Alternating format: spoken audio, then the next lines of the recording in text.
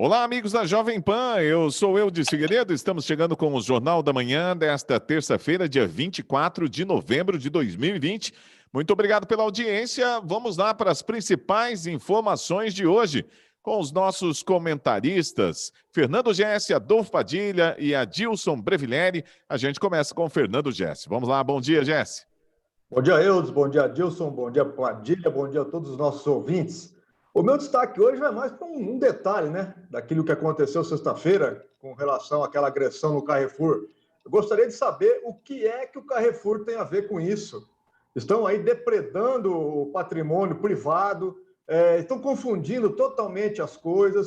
Eu não acredito que aquilo ali foi um crime racial, aquilo ali foi uma violência contra uma pessoa, sim, com certeza, não tenha dúvida alguma, mesmo porque uma das pessoas que estava ali interagindo do grupo de segurança era uma pessoa negra, né, ou preta, não sei, até agora eu não sei mais nem como é que fala mais, tá? Então eu acho que aquilo ali não teve crime racial nenhum. Estão tentando achar aí um George Floyd tupiniquim ou brasileiro, a nossa esquerda irracional aqui do nosso país. Olha, está começando a segunda etapa da vacinação contra a febre aftosa na região de Presidente Prudente. Mais de 835 mil animais deverão ser vacinados contra essa doença que praticamente já está quase extinta aqui na nossa região. E a comprovação de que o rebanho foi vacinado deverá ser entregue pelo sistema GEDAV, que deixar de imunizar ou comprovar pode gerar multa ao produtor rural. Portanto, o grande número de pecuaristas que existe aqui em nossa cidade e região, está aí mais um alerta para vocês. Bom dia, Eudes, bom dia, Gessi, meu amigo Adilson, bom dia a todos os ouvintes da Jovem Pan. Eu vou na mesma, meu destaque é a mesma linha que o Gessi, né? Um absurdo que essa mídia tenta plantar, um ato inaceitável, um ato violento, despreparo total que aconteceu lá no Carrefour e quererem colocar isso como um crime racial, quererem realmente motivar essa separação de classes, de cor no Brasil. Só para você ter uma ideia, 78% dos assassinatos cometidos no Rio de Janeiro só esse ano, 62% deles, Gessi, foram vítimas das pessoas negras. Então por que a Manuela, esse pessoal da esquerda caviar, não provoca manifestação na frente da casa dos traficantes lá no Morro do Rio de Janeiro, nas bocas de fumo do Rio de Janeiro? Ou seja, até o negro para ele é seletivo. Quando eles pegam alguém que eles podem criar ibope em cima disso, eles são seletivos. Teve um sargento Paulo que foi morto numa emboscada por tiros de fuzil e você não viu essa turminha, nem Globo, nem CNN, nem ninguém falando da morte do sargento Paulo. Então, tudo se apegando num ato violento horrível que não justifica e querendo fazer desse ato alguma coisa que fosse ligada a um crime racial. E não é um crime racial. Não basta, não é nada mais do que um ato violento e inaceitável contra qualquer tipo de pessoa, o que aconteceu no Carrefour. Ok. Olha, com elevação em atendimentos, o centro de triagem da Covid-19 será mantido em Presidente Prudente. Com leve elevação na procura de pessoas com suspeita de coronavírus, as atividades, então, do Centro Municipal de Triagem, que foi instalado ali na Praça da Juventude, Longevidade, Lucas Nalim, Pascoalim, serão mantidas. O atendimento sofreu redução de 3 horas. A decisão ocorre após uma reunião da equipe técnica da Secretaria Municipal de Saúde e a partir do dia 1º de dezembro os atendimentos serão das 8 da manhã até as 17 horas diariamente, incluindo finais de semana e feriados. Acho que é uma atitude que a gente espera do governo. A prevenção, por que ia parar de fazer? Fez muito bem o secretário de Saúde, parabéns ao Valmir pela manutenção.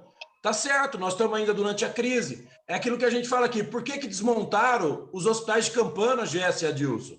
Eles tinham que estar montados, gastaram tanto dinheiro para montar, eles mal funcionaram, eles não sabiam quando ia terminar a crise, agora eles mesmos estão pregando uma segunda onda. Essa estrutura tem que estar pronta.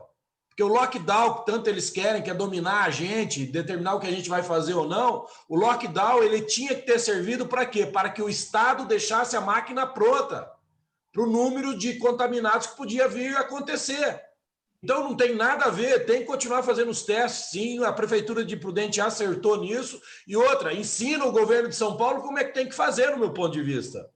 Porque tem que continuar, não estão dizendo aí de segunda onda, como a Adilson acabou de falar? Como simplesmente encerra tudo? Não, tem que se manter. Eles falam em vacina que nem chegou ainda, nem está pronto, e eles não falam em teste, entendeu? Então, porque se eu sou assintomático e tomar qualquer que seja a vacina, a da China vai ser pior, mas qualquer uma que eu tomar pode me matar. Eu só vou saber disso se eu fizer o teste. Então, parabéns ao secretário de Saúde, Valmir, pela atitude e pela decisão, juntamente com o pessoal da saúde de Presidente Prudente. Pela quinta vez seguida, o Tribunal de Contas do Estado de São Paulo alerta sobre a saúde financeira da Prefeitura de Presidente Prudente. Despesas assumidas maiores do que o montante a receber até o fim do ano. E agora a receita previdenciária arrecadada aquém da previsão orçamentária. O negócio está feio. Na Prefeitura de Presidente Prudente vai complicar para o novo prefeito. É ou não é, Jesse? Olha, as contas da Prefeitura de Prudente já vem aí, eu que acompanhei aí durante praticamente 4 anos, todo esse imbróglio todo, todas as vezes elas tiveram problemas, todas as vezes, né? Onde nós precisaríamos ter ali uma austeridade, ter um controle, ter uma gestão mais eficiente, podermos ali acompanharmos as licitações de uma maneira mais eficaz, colocarmos ali um centro de diagnósticos, a controladoria interna. Eu nunca vi uma controladoria interna de uma prefeitura ser feita por comissionado. Isso é um absurdo, gente, é um absurdo. Isso aí, inclusive, já foi questionado pelo Ministério Público. Controladoria interna não pode ser feita por comissionado, tá? Agora, a pandemia só agravou o problema. Agora, e aquele monte de dinheiro que veio do governo federal? Foi aplicado onde? Eu dei uma acompanhada em alguns dados ali, até meses atrás, antes da campanha, e tinha umas coisas tipo assim, 4 milhões de valor a receber, 8 milhões empenhado. É lógico que ia dar déficit, não tenho dúvida nenhuma. Agora, com relação à Previdência, os repasses aí daqueles valores foram suspensos, né, até dezembro, foi inclusive autorizado pela Câmara de Vereadores. Então, isso aí não tem problema nenhum, isso aí está dentro talvez o Tribunal de Contas não saiba disso, né? Mas, olha, gente, é impressionante o tamanho do estrago que o próximo prefeito vai pegar a Prefeitura de Presidente Prudente. Aí vem falar assim, não, mas é porque eu tive muito problema. Mentira, foi má gestão mesmo. A Prefeitura de Pirapó vai virar com 20 milhões de reais em caixa, tá? Então não vem com essa história aí, não, porque realmente foi uma gestão catastrófica e tá aí. Não dá nem para falar que pede música, né? Porque já foram tantos apontamentos durante tanto tempo que as coisas agora, o próximo prefeito que se vire para resolver. Então, vamos seguindo aí, e eu espero que a próxima Câmara de Vereadores seja um pouco mais austérica e não tão compassiva, né, e omissa com relação a algumas situações, principalmente a conduta de alguns vereadores. Olha, realmente não dá mais para dizer que o prefeito não terá problemas de ordem administrativa aí com relação à questão do Tribunal de Contas, né? Porque a quinta vez, e de uma certa forma até consecutiva, havia uma necessidade muito grande de se colocar aí um sistema de alarme, alarmar a situação para poder ver o que podia ser feito, porque a Lei de Responsabilidade Fiscal, ela diz que no artigo 42 é vedado ao prefeito, nos últimos 2 quadrimestres do seu mandato, contrai a obrigação de despesa que não possa ser cumprida integralmente dentro dele, ou que ele tenha até parcelas a serem pagas no exercício seguinte, sem que haja o suficiente disponibilidade de caixa para que esse efeito, né? Então, o que acontece? O prefeito que vai assumir, o Ed Thomas, ele vai ter problemas, que são problemas que estão sendo deixados pela administração atual. Então, esse alerta, que embora a situação da liquidez projetada para o exercício está presente até um superávit, a situação atual da liquidez revela muito desfavorável, que encerra um acompanhamento para que a situação projetada se manterá favorável, né? Vamos ver se acontece isso, mas que certamente vai ter problema administrativo, se é líquido e certo. Agora, com a questão penal, aí a gente vai ter que assistir depois, né? Olha, eu acho que é o grande desafio para o próximo prefeito, né? Semana passada foi aprovado aquela ajuda de custo para os municípios, de 4 bilhões, se eu não me engano, e o prefeito Nelson Bugalho até conta com essa ajuda que tem que entrar esse ano ainda, para poder quitar o 13º dos funcionários públicos. Mas não é só de mar cinzento que está pela frente, não. O prefeito Ed Thomas, em janeiro, ele praticamente ganha um presente de caixa. Nós temos uma informação de que nós teremos mais de 50 mil multas que serão emitidas em janeiro, que elas não podem ter sido emitidas durante o ano por causa da pandemia. Isso vai gerar um caixa de 9 a 10 milhões de reais para o futuro prefeito. E outro grande desafio do Ed Thomas também é que o problema da prefeitura não é só os cargos comissionados, como alguns poucos acham, não. O problema da folha de pagamento da prefeitura é o inchaço dela. E tem muita coisa para mexer ali. Eu já falei aqui 3, 4, 5 vezes. O prefeito que observar os benefícios que alguns funcionários estão ganhando, vão ver que muitos não merecem esse benefício e pode ter uma economia de até 20 milhões em um ano na folha de pagamento pública de Prudente. Então, eu acho que o Ed Thomas ele tem que entrar com um perfil de gestor, como ele prometeu em campanha e como eu acredito que ele vai fazer, e realmente ponto a ponto na prefeitura para poder enxugar onde tem que enxugar e poder equilibrar um pouco as contas, que não vai ser fácil, não. O ano que vem vai ser um ano complicado. Muito bem, olha, após uma breve retomada nas votações, a Câmara dos Deputados só deve voltar às atividades na semana que vem. Nesta semana, a maioria dos deputados terá como foco o segundo turno das eleições municipais. Apenas o Senado deve realizar uma sessão na quarta-feira, dia 25, com pauta ainda a ser definida. Com isso, os deputados vão ter que compensar o atraso em dezembro. Será, Fernando Gessi? Bom, nós já estamos indo aí para 2 anos, onde as intenções do governo federal são as melhores possíveis com relação a alguns projetos, reforma tributária, reforma administrativa, mas infelizmente com o Congresso, se vocês perceberem, o nosso Congresso só trabalha 3 anos durante 4 anos. Por quê? 6 meses ele para as eleições municipais e 6 meses ele para as eleições federais, aí com relação ao presidente, aos senadores e aos deputados. E o que acontece? Tudo que precisa ser realmente aprovado, analisado e de interesse nacional está ficando dentro da gaveta. Vou citar aqui para vocês: projeto da reforma administrativa, projeto da reforma tributária, projeto da reforma política, projeto da prisão em segunda instância, projeto do fim do foro privilegiado. E aí eu gostaria de saber o que esse Rodrigo Maia tem na cabeça dele para ainda falar e pretender sua reeleição, ou seja, dando uma canetada ali, não sei de que maneira que ele vai conseguir fazer isso, ou então com a intenção dele reeleger o seu sucessor ali abaixo da sua asa. Eu não entendo, né? Inclusive o Padilha comentou com isso, um cara que tem 77 mil votos apenas, não tem uma formação superior que o qualifique para algumas situações, mandando e desmandando no nosso país. Eu vou resumir aí que nem o Boris Casoy falava, esse nosso Congresso é uma vergonha. A gente tem aqui no Brasil 95 cidades acima de 200 mil eleitores e dessas cidades, apenas 57 ficaram com as eleições em aberto, passando para o segundo turno, que vão ser decididas no dia 29, né? Os prefeitos em segundo turno, mais curto segundo turno de campanha por conta da pandemia.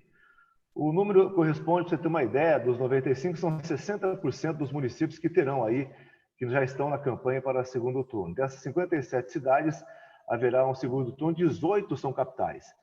E a justificativa do Maia é exatamente isso, né? Que o segundo turno está tomando tempo, que tem muita...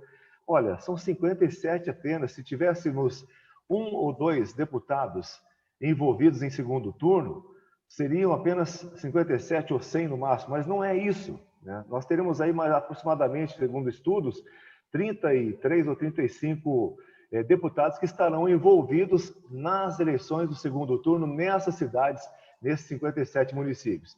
Então, na verdade, é o que o Gessi falou, a pretensão dele é segurar a situação para que ele possa se reeleger, que eu acho que é muito difícil, mas garantir em fevereiro a eleição do seu indicado para o Congresso Nacional, que, na verdade, eu acho que é isso que ainda vai acabar acontecendo.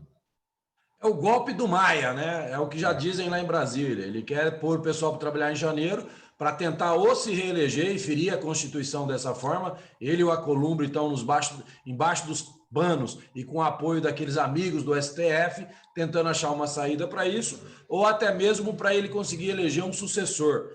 O parlamento nosso, amigos da Jovem Pan, Adilson e Gelson, não tem o que fazer. Eles têm pouco trabalho, eles já trabalham demais. Aliás, eles são muito mal pagos, né? A gente paga muito pouco, o contribuinte paga muito pouco para um deputado federal, o contribuinte paga muito pouco benefício, eles já se sacrificam tanto. Esses caras não deviam ter, eles têm 14º salário. Bom, enfim, nós não vamos discorrer aqui, a gente já fala sempre isso. Mas o culpado é você, ouvinte da Jovem Pan que está nos ouvindo. Quando vier a eleição, deixa de ir para a praia, deixa de votar. Aí os mesmos voltam para Brasília. E é esses mesmos que você nem liga que estão aí definindo o nosso futuro. Então é essa leitura que a gente sempre tem que lembrar aqui na Jovem Pan. Nós, eleitores, somos culpados do lixo que nós temos em Brasília, com raras exceções. E, infelizmente, esses lixos maiores estão no comando das 2 casas mais importantes que nós temos no Brasil. E, como o Jesse disse,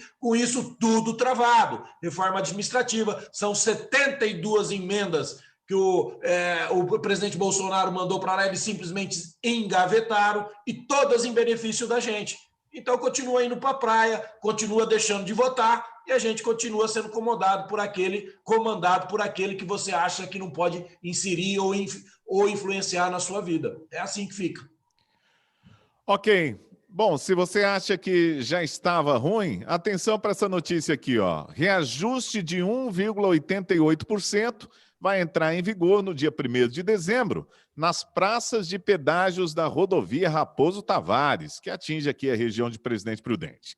A atualização dos valores está seguindo os critérios contratuais, com a correção de inflação pelo Índice de Preços ao Consumidor Amplo, o IPCA, acumulado entre julho de 2019 e junho de 2020. Meus amigos aqui da bancada, posso fazer um desabafo a vocês? Essa aqui vai ser em forma de desabafo. PSDB, parabéns, vocês destruíram a nossa região, vocês ilharam a nossa região, vocês não têm responsabilidade alguma, vocês acabaram com todos os sonhos, né? Que nem a Greta falava, vocês destruíram o meu sonho. Não, PSDB, vocês destruíram o sonho do Oeste Paulista.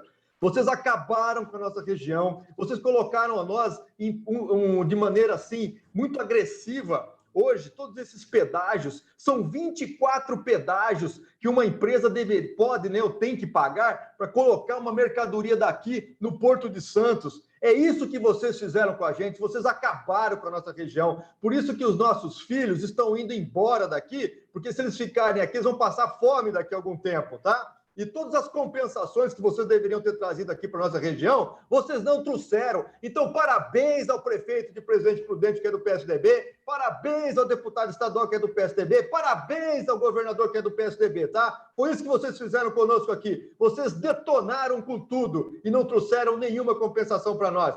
Viramos depósito de presos e estamos ilhados pelos pedágios. E vocês vão ver o que isso vai causar a nós daqui a 10, 15, 20 anos, tá?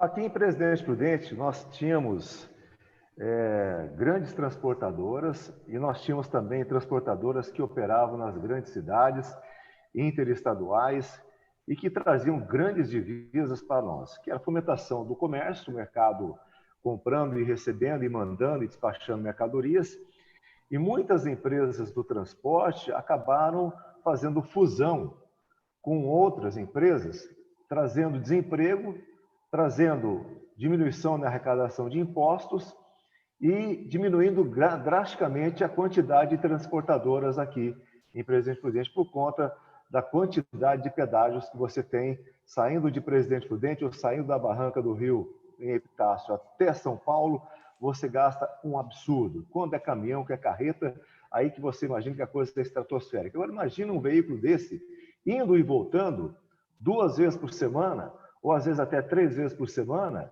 e fazendo esse trajeto, e às vezes tendo que se deslocar em outras rodovias, que é o caso da Washington Luiz, da Marechal Rondon e outras rodovias que são interligadas com a malha da Raposo Tavares, que acabam também sendo uma coisa inviável economicamente, porque aí o frete fica caro, a pessoa que precisa utilizar o serviço da transportadora não faz, não utiliza, e aí começa a acontecer o que está acontecendo hoje. Nós estamos num estado degradante com a nossa economia por conta de pedágio. Essa é a gestão Dória, né? A gente não pode esquecer da PL 529, que foi aprovada de madrugada em outubro, E é uma PL que fala de extinguir autarquias, extinguir empresas do Estado, mas também propõe um aumento de 3 a 4% no IPVA, que vai acarretar também o aumento no ICMS. É a gestão Dória. O mundo inteiro a economia parou, o mundo inteiro todo mundo perdendo emprego, e aliás ele é o que mais alimenta o fica em casa, e ele ainda aumenta o imposto. Mexeu na aposentadoria do pessoal também, aumentou a contribuição. Essa é a gestão que nem o Gé está falando, do PSDB, que acabou não só com a nossa região, mas acabou com o Estado. Mas qual é a lição que a gente tira disso? O filhote dele foi para o segundo turno. O Bruno Covas está em segundo turno. Um cara que é conhecido que não trabalha, que quando vai trabalhar vai de tênis, camiseta, fica meia hora na prefeitura e vai embora. Um cara que não é mentira, enquanto São Paulo afundava em enchente, ele estava em Ibiza. Então é o eleitor que é o culpado, Gess. É o eleitor que é culpado, Adilson. Eu volto a repetir isso. Eles conseguem. Olha o que o PSDB consegue. Eu estou torcendo para o Boulos ganhar. Eles conseguem isso. Por quê? Por duas razões. A primeira é que é para eliminar o PSDB mesmo. A segunda, se o Boulos ganhar, vai ser um acidente tão grande nesses 2 anos antes da eleição presidencial que o Bolsonaro sobe mais ainda nas pesquisas. Então o Boulos tem que ganhar em São Paulo. Alô, paulista, vota no Boulos. Aquele que não tranca o seu comércio, mas invade a sua casa. Vocês têm as duas opções. É isso que a gente tem que esperar. Deixa eu só fazer um complemento aqui, Eudes, também. Ano passado, isso aí é público, tá? Tem escrito, um dos nossos deputados aqui, não vou falar que ele é do PSDB, né? Porque nós temos tantos do PSDB, diz que pedágio traz desenvolvimento. Mas nós não tivemos a capacidade, né? É verdade isso, não é? O Padilha também acompanhou isso.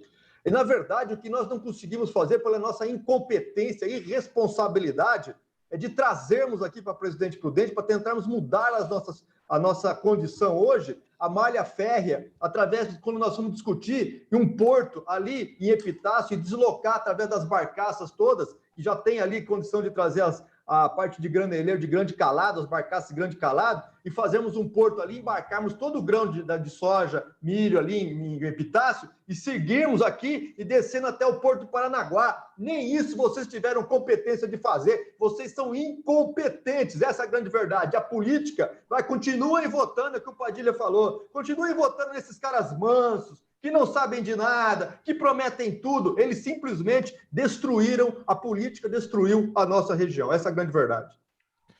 Muito bem, olha, parlamentares reagiram no final de semana à informação revelada pelo jornal O Estadão, que quase 7 milhões de testes para detectar o coronavírus comprados pelo Ministério da Saúde vencem entre dezembro deste ano e janeiro de 2021.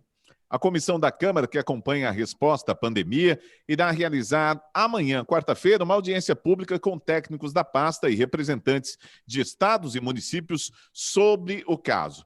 Bom, eu vi agora há pouco, até vou atualizar aqui pelo meu celular, o presidente Bolsonaro negou responsabilidade sobre os testes de Covid-19 que vencerão em breve. O presidente afirmou a um apoiador em uma rede social que, abre aspas, todo o material foi enviado para estados e municípios, fecha aspas, foi o que disse o presidente da República. Vamos lá, Fernando Gessi. Para quem me acompanha desde fevereiro, eu já tinha falado que, na verdade, eu senti falta da criação de um Centro Nacional de Comando e Gestão da Pandemia. Nesse centro de comando, nós colocaríamos ali a união e as informações dos nossos 5.570 municípios. E aí, com dados, com manchas, com informações, nós poderíamos gerenciar essa crise de uma melhor forma. O STF deu aí para o governo a conta e para os municípios a gestão. Eu não concordo muito com isso. Eu acho que o governo deveria ter batido o pé ali e ficado com a gestão de uma maneira bem austérica também, tá? Para não deixar que os estados e municípios, afinal de contas, a nossa Constituição garante a soberania à União e não também a só os estados e municípios, tá? Com relação a essas informações, tem alguma coisa aí que não está batendo. Primeiro, essa compra foi realizada pelo governo federal, são 300 milhões de reais.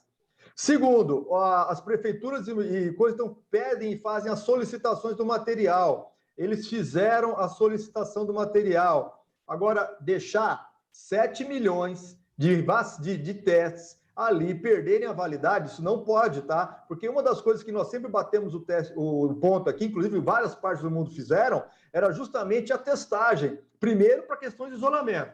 Esse teste RT-PCR, ele analisa se você tem o vírus. E o segundo teste, se você teve o vírus, para verificar a taxa já de contaminação da sociedade brasileira. Ora, infelizmente, nesse quesito tem alguma coisa muito errada. E se realmente esses testes ficaram ali todos guardados, as devidas providências terão que ser tomadas.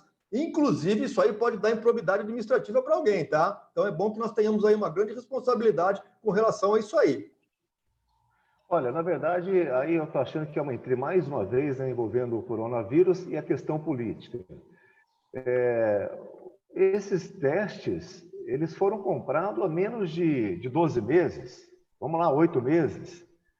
Então, o que acontece? Quando você compra um medicamento em qualquer farmácia, o prazo de validade de qualquer medicamento hoje é de no mínimo 2 anos, né?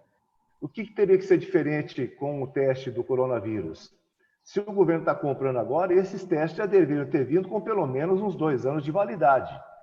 Então, eu acho que aí pode estar acontecendo algum engodo aí, alguma coisa que não está batendo mesmo, como o Jesse disse. E se há uma possibilidade de prorrogação pela Anvisa do prazo, porque quando essa questão de prazo de validade, se as pessoas que conhecem bem a fundo desse tema, elas sabem que um produto, por exemplo, que não é um produto perecível, como grãos, como outros alimentos mais duráveis que você compra na gôndola do supermercado, o que acontece? Ele tem um tempo, por exemplo, validade, dezembro de 2021, ele tem até 3, 4 meses ainda salutar, que pode ser consumido. Não é indicado, mas é por conta de segurança alimentar que já é feito isso. E com a questão de medicamento, ou com a questão do teste, deve ter também essa questão que pode ser ampliado pela Anvisa. Agora, comprar um teste a menos de 8 meses já está com vencimento, tem alguma coisa errada mesmo aí, né? Olha, eu me apego na resposta do Ministério da Saúde. O Ministério da Saúde está entrando com uma solicitação que dizem que é comum, de prorrogamento de prazo da validade do teste. E a gente não pode se esquecer o seguinte, o Ministério da Saúde também diz o seguinte, conforme os municípios vão pedindo, a gente vai enviando. Então, voltando lá atrás, a decisão de definir o que quer ou não quer para o seu município, para o seu estado, é do governador e do prefeito. Então, talvez aí esteja um bloqueio administrativo que simplesmente o governo federal não pode enviar se o município e o estado não pedir. Que já virou uma guerra política, a gente já sabe sobre o Covid. Mas se antecipar qualquer coisa de que o Ministério da Saúde não está tendo logística para distribuir isso, eu acho que é um pouco prematuro demais.